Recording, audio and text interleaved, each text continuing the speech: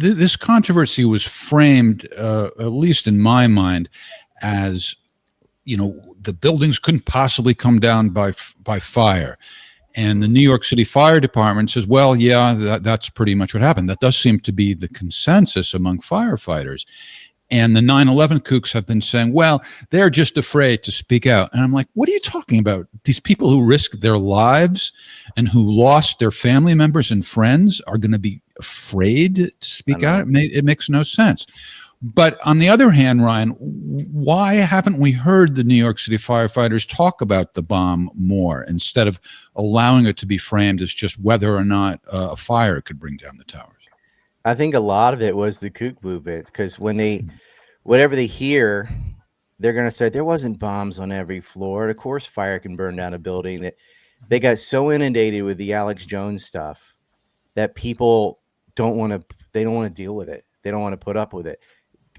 People did know about the bombs. Like, they're asking, the press was asking Giuliani and Carrick the next day or 2 days later, actually, about the vans full of bombs and stuff. And they're just like, oh, we can't talk about it. Oh, people got arrested. Like, well, why'd they pull them over? He's like, I don't know. I mean, they just would not. They stonewalled everything. The press was asking about it. Firemen, had enough to deal with. 324 of them died that day.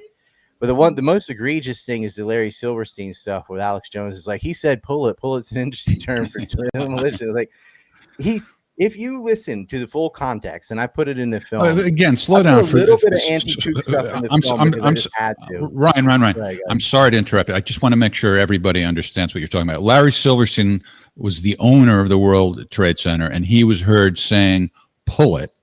And the 9/11 kooks took that to mean, oh, that was a call for the demolition to take place. Like he admit on film, we decided to demolish the building. All pull it means is pull the men out. Yeah, right. He's talking. He's having a conversation with the fire chief, and they always clip the beginning and end off. And what he actually said was there had already been so much loss of life already, meaning the 324 firemen that had died, that we decided the safest thing to do would be to pull it. So we made a decision to pull. And we watched the building come down. That's what he said. Pull means to pull out. Not one fireman was surprised that Building 7 fell. Yeah. This is some of the firefighters, what they were saying about how they were expecting Building 7 to collapse hours throughout the whole day. So, I mean, what a wacky coincidence that there was a planned demolition, yet they were also observing that the building was in a very precarious state. There was a big hole in the middle of the building. So it made no sense what they were saying. They were ignoring that. They were saying, well, gravity, they were saying the internal structure of the building would have stopped it or slowed it, but the internal structure of the building was gone.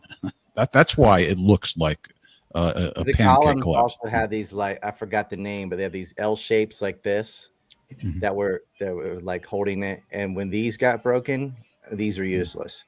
It was columns like 81, 82, and 79 were gone. So the penthouse collapses first. The whole southwest corner was missing. Every single floor was on fire.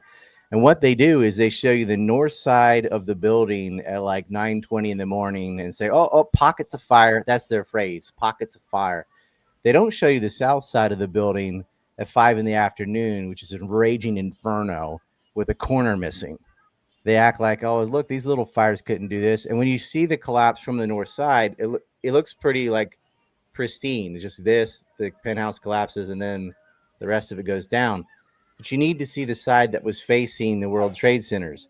That's the face of the building that had a huge gash through the middle of it, had a corner missing, and every single floor was on fire with bright orange flames.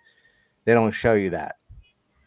It's all cherry picked, and it's on purpose. It's like they want all the focus on this non-issues. Building 7 is the least important part of 9/11.